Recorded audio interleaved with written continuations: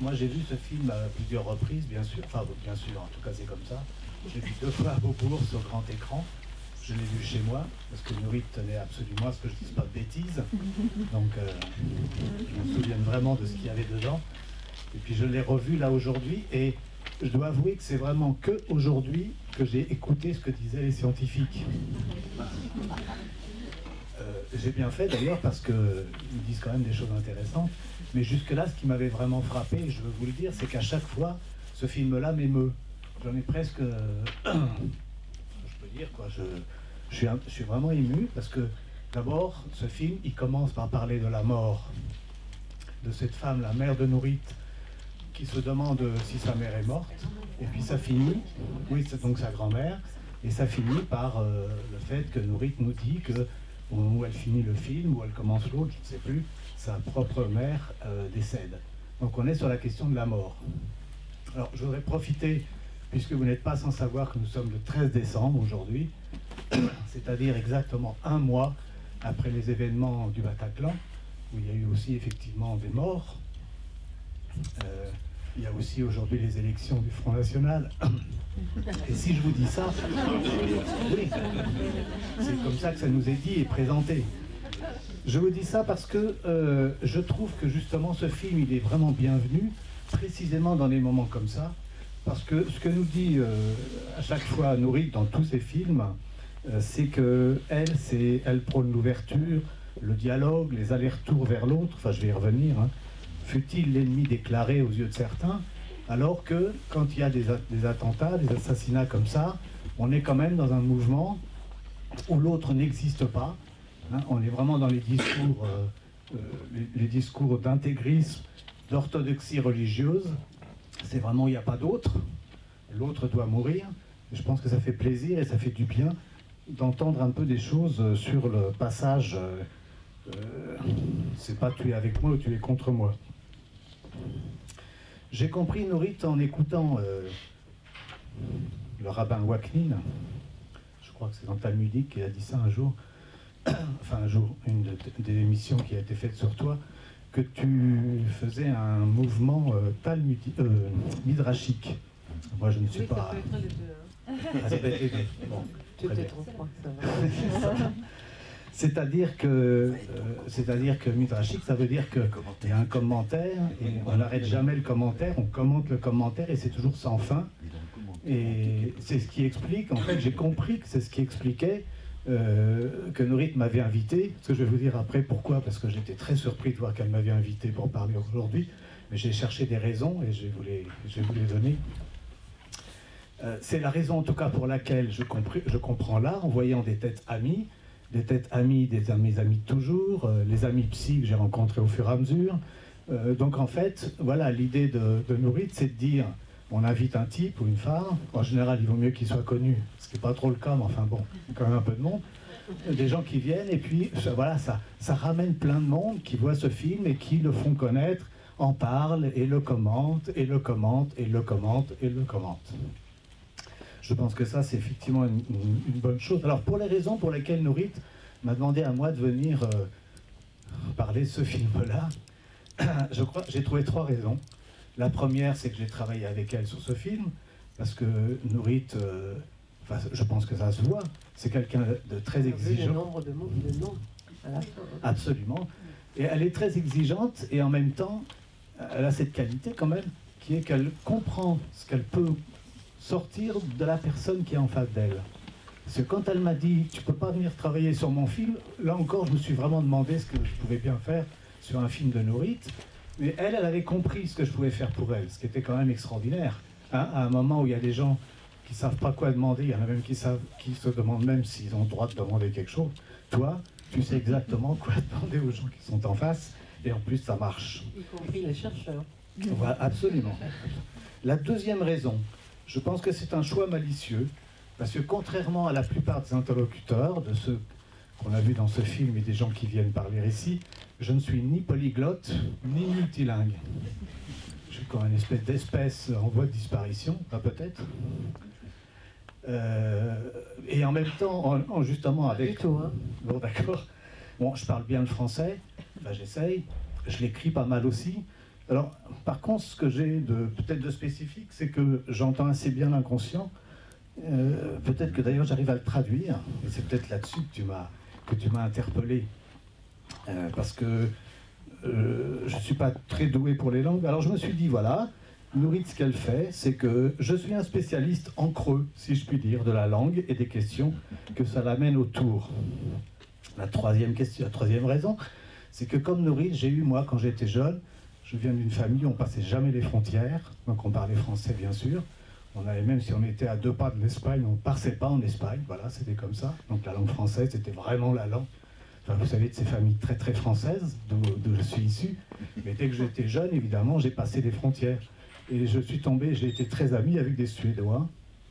Et alors, je prenais ma voiture, j'allais jusqu'à Amsterdam, et dès que je mettais la voiture dans le ferry et que je mettais mon pied dans le bateau, j'avais un bouton sur la langue. Et je faisais tout le séjour pendant ce temps-là, et le bouton ne se partait que lorsque je reprenais la voiture dans le ferry, et que je me retrouvais donc dans ma langue voiture, comme dirait le bébé. J'aurais dû rire sûrement moi aussi en entendant voiture. Voiture. Bon, c'est donc pour toutes ces raisons que j'ai accepté d'abord de travailler avec Nourit et puis ensuite de venir parler aujourd'hui, bien que ce ne soit pas tout à fait une évidence. Et puis je me suis dit aussi que finalement la démarche de Nourit, c'était une démarche psychanalytique. Au fond, son dispositif personnel, c'est d'avancer par association d'idées. On le voit bien, elle montre ces images. D'ailleurs, il y a l'entremêlement, je dirais d'une certaine manière, des récits, entre son récit et le récit des savants, enfin des gens qu'elle interpelle. Moi, j'ai eu du mal à m'y mettre. Alors ça, je me suis dit, c'est peut-être parce que je ne suis pas un bébé bilingue, donc je ne m'adapte pas très facilement. Il m'a fallu au moins 4, comme dirait Pepper Camp, là. Il m'a fallu 4 visions pour entremêler, même pour moi, un petit peu les choses. J'ai appris quand même quelques petits éléments, justement, donc en écoutant les interlocuteurs. Je passe sur les bébés, là, les neurones miroirs aussi, mais je voudrais vous dire quelque chose sur la question de la mémoire. Parce qu'il y a une mémoire très spécifique du psychanalyste. C'est assez curieux, les gens sont toujours surpris. Ils nous demandent comment on peut se rappeler des détails avec précision, des choses vraiment de leur histoire, alors qu'on voit effectivement beaucoup de gens dans la journée. Et je me suis dit, c'est quand même extraordinaire parce que effectivement, le fil revient lorsqu'on voit la personne. C'est-à-dire que la mémoire du psychanalyste n'existe pas sans le corps de la personne qui rentre en scène. Je me suis d'ailleurs rendu compte que dans mon cabinet, j'ai mis un rideau, moi. Les gens rentrent et je tire le rideau comme si on rentrait dans une scène, en fait, et qu'il se passait quelque chose de cet ordre. Et cette mémoire-là, j'ai trouvé... C'est dommage qu'il n'y a plus avant au cinéma. Exactement. Mais là, oui, parce que tu pourrais, au moment où je dis une bêtise, tu fermes le rideau. Voilà, donc il y en a peut-être qui connaissent cette histoire, d'ailleurs, de cette histoire de connaissance qui n'est pas... c'est dans la tradition hébreu, je pense qu'on dit ça.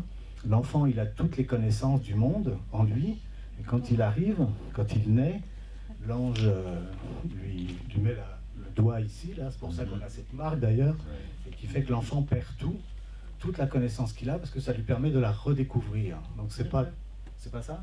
Je peux juste corriger que, comme ça vient du judaïsme, c'est dit que l'enfant connaît toute la Torah à sa naissance, et vient l'ange, met le doigt et il oublie tout.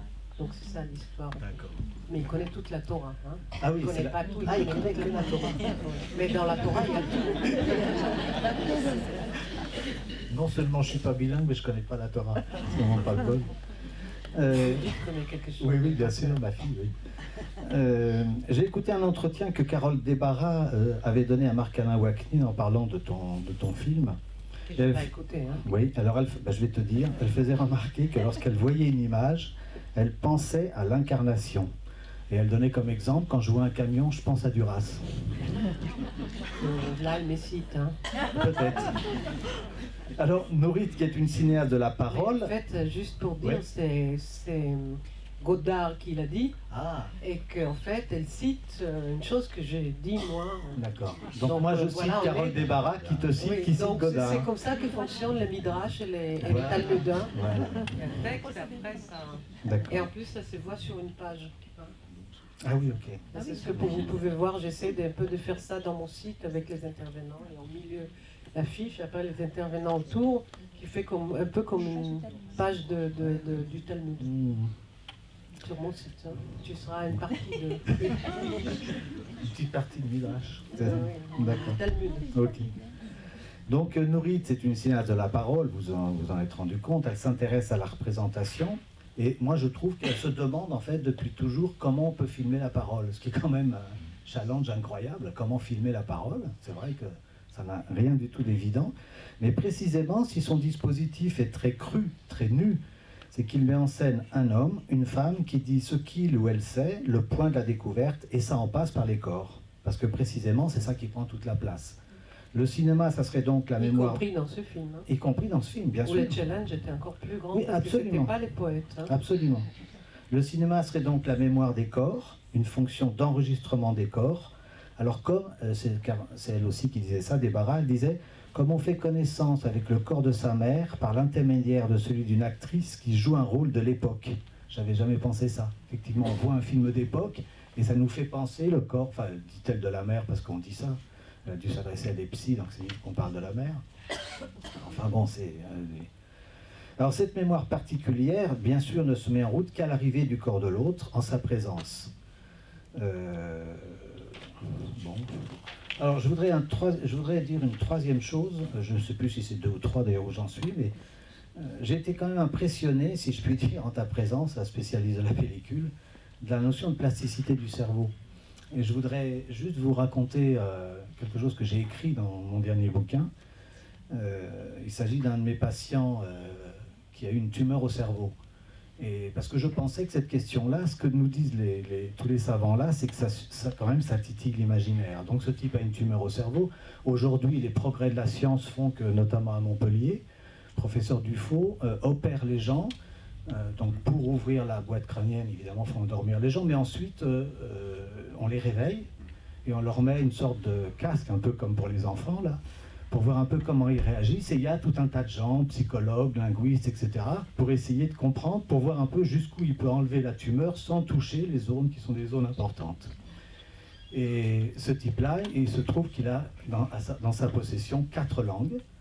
Le français qui est la langue maternelle, le danois qui est la langue maternelle, le français qui est la langue paternelle, l'anglais qui est la langue, dit-il, des affaires courantes, parce qu'il est commercial, enfin, dans une grosse boîte, et puis l'espagnol qui est la langue amoureuse. Et voilà qu'il comprend que le professeur lui dit je vais vous opérer, mais il se peut qu'on touche une des zones de la langue et que vous perdiez une des langues. Laquelle décidez-vous de perdre? Si on te posait la question, je ne sais pas ce que tu dirais. Et lui, il avait décidé de perdre sa langue maternelle. C'était le moins pire pour lui. Enfin bon. Et en fait, il a été opéré, il n'a perdu aucune des langues. Il a gardé les 4. J'espère même pour lui qu'il en aura d'autres. Mais c'était juste pour vous dire que toutes ces histoires de cerveau, je trouve que ça fait du fantasme, hein, ça fait de l'imaginaire. Hein. On part dans des idées absolument... Je veux dire quelque chose, tu as remarqué que dans mon film, je ne m'intéresse pas du tout à ça. Absolument. Pas du tout, ni à la médecine, ni à l'application. Et même quand il voulait me le raconter, parce que je peux raconter aussi une histoire très comme ça, en dehors, que je ne voulais pas qu'on le dise dans mon film, parce que ce n'était pas le point de vue que de mon film. Donc il n'y a ni médecine, ni médecine, c'est décidé à l'avance, il n'y a ni médecine, ni application, ni psychiatrie. Je veux dire, j'ai laissé ça de côté. Tout à fait. Donc, tout ça pour dire que... alors voilà, après je me suis posé une autre question, c'est pourquoi poétique du cerveau? Parce que, je ne sais pas pour vous, mais pour moi, poétique et cerveau, franchement, ça ne va pas tellement ensemble. Et donc j'ai cherché un peu, qu'est-ce que tu avais voulu dire par ce mot-là que tu nous lances comme ça. Et j'ai fouillé un peu et je suis tombé sur des articles de Gaston Bachelard, dont on ne parle pas plus beaucoup, mais lui, il disait que... Il ne parlait pas du cerveau, lui, c'est poétique de l'espace, c'est poétique de la rêverie. Mais en paraphrasant un peu ce qu'il disait, on peut dire que le cerveau, quand il est saisi par l'imagination, ne peut rester le seul cerveau. Alors, il disait par exemple, l'espace saisi par l'imagination ne peut rester l'espace indifférent, livré à la seule mesure et à la seule réflexion des géomètres. Il est vécu non pas dans sa positivité, mais avec toutes les partialités de l'imagination. Sans cesse, l'imagination s'imagine et s'enrichit de nouvelles images. Je me suis dit, ça doit être ça le côté poétique, parce que c'est ce que fait Nourit à chaque film. Il y a une poétique du mouvement dans ce film, une poétique de la parole en acte, par le corps de chacun des protagonistes. Hein. Tu fais une exploration à partir de la richesse de ton imaginaire. Alors évidemment, lequel imaginaire pour toi s'appuie, s'ancre, pioche dans ta mémoire, laquelle est nécessairement photographique, puisque tu es d'abord avant tout photographe, et qu'en plus, tu nous dis, tu es tombée dedans quand tu étais petite, parce qu'il y avait non seulement ton père, mais l'ami de ton père qui était photographe. Et pour le terminer, je voudrais quand même parler de quelque chose sur la question de la psychanalyse et des neurosciences, puisque après tout, je suis psychanalyste, donc je suis interpellé sur cette question-là. Moi, j'insiste sur le fait que de mon point de vue, la psychanalyse, c'est pas une cause à défendre, même si elle est attaquée. Moi, la psychanalyse, je l'ai rencontrée franchement complètement par hasard, dans les accidents et mes difficultés de vie. Peut-être que si j'avais rencontré des neurosciences ou les cognitivistes, je serais peut-être cognitiviste aujourd'hui. Enfin, ça m'étonnerait, mais c'est possible. Je veux dire, il n'y a pas a priori de raison. Donc, ce que je veux dire, c'est que la psychanalyse, on la rencontre. Enfin, en tout cas, moi, je n'ai pas fait une carrière en me disant, quand j'étais petit, je vais devenir psychanalyste. J'y suis devenu par l'aventure de la vie, comme ils disent eux. Je ne crois pas non plus que la psychanalyse doive se justifier, ni qu'elle ait à confirmer ses intuitions, y compris par les neurosciences, et y compris si les confirmations qu'elle nous donne parfois ont l'air d'être étonnantes, comme l'idée des assemblées de neurones, qui à chaque situation identique se reforment de la même façon. Mais, non. Comment ? Ah, d'accord. Ils ne se reforment jamais de la même façon. Et il n'y a jamais une situation identique. Si. Ah, vraiment là. Non, les assemblées de... Oui, enfin, bref, on va faire un... Jamais, justement. Je crois que c'est ça qui dit jamais, jamais, jamais. C'est impossible, je crois que c'est même pas possible, justement. Parce que à chaque fois, il y a une constellation différente, y compris le fait que le temps est différent. C'est-à-dire le fait que quand ça se passe à un autre moment, déjà il y a un élément. Donc ça se peut jamais sur tout ce qui concerne la mémoire autobiographique. Si on se rappelle toujours que, je ne sais pas, que Paris c'est la capitale de la France, mais par ce qui concerne la mémoire autobiographique, c'est ce qu'il n'arrête pas de dire, que c'est toujours une nouvelle constellation qui ne peut pas, justement, les cerveaux, ça ne peut pas se faire, et c'est ça qu'il y a d'Indy permet l'imagination. Parce que la mémoire ne peut jamais, justement la constellation des neurones ne peut pas être la même, jamais. Donc tant mieux, si en plus ça confirme rien, c'est encore plus intéressant. Parce que vous avez quand même remarqué que dans le récit que nous fait Nourit, à partir de son symptôme sur la langue, à partir de ce qu'elle demande sur le ton, là les neurosciences répondent jamais rien du tout. Il n'y a jamais aucune réponse sur rien du tout. Je veux dire, les images sont très belles là sur l'IRL, mais enfin... Mais je n'ai pas demandé qu'il me réponde. Non, je ne te dis pas que... Ma question n'était pas, et je suis allée à l'avance en sachant que je ne vais pas vers elle pour répondre pour quoi que ce soit. Je vais vraiment par association d'idées. C'est-à-dire qu'il y a des sujets que je veux qu'il parle, et j'essaie d'expliquer pourquoi j'allais voir telle ou telle personne. Oui. Donc c'est vraiment par association d'idées, c'est pas dit... Docteur, dites-moi, mais pas du tout. Hein. Mais c'était jamais non plus parce que je savais au départ qu'ils ne peuvent pas, mais parce que je les ai vus quand même avant. Bon. Je te laisse pas parler, mais c'est par association d'idées. Mais c'est très bien. C'est par association d'idées. C'est ce qu'il faut faire. De toute façon, je placerai ce que j'ai envie de placer, t'inquiète pas. Non, je voulais juste te dire que la psychanalyse, parce que cette idée de dire que c'est pas une cause à défendre, ce à quoi je tiens, moi je dis ça parce que je crois que la psychanalyse, pour exister, elle doit être vivante, bien sûr, elle doit être et rester une aventure spécifique, finalement, au fond, comme tu dis, toi, là, dans ton film, hein, et doit être totalement irréductible à un modèle. Et comme tel, évidemment, c'est pas attaquable. S'il n'y a pas un modèle, c'est pas attaquable, point final. C'est une aventure spécifique, et il n'y a rien d'autre à en dire, au fond. Hein. Donc je crois que toutes les disputes qu'il peut y avoir entre neurosciences et psychanalyse, pour moi, ne tiennent pas, mais je vais y revenir quand même une seconde, parce que, comme je ne suis pas complètement naïf non plus, je sais bien qu'il y a des choses qui se disent là-dessus. Alors je vais revenir un petit peu, justement, je voudrais rester plutôt sur cette question-là. Alors, je sais qu'aujourd'hui, évidemment, nous savons tous qu'il y a une politique de la santé qui tente d'éradiquer la psychanalyse et qui, finalement, au profit, au bénéfice des neurosciences et des découvertes scientifiques. On sait ça. Tous nos amis et collègues qui en subissent tous les jours les effets terribles dans les hôpitaux, dans les lieux de soins où ils sont, voient bien que tout est fait aujourd'hui pour se débarrasser des pratiques liées à la psychanalyse. Pas de la psychanalyse comme telle, elle ne va pas disparaître, mais des pratiques qui y sont liées. Et de surcroît, c'est légitimé quand c'est bagarré comme ça.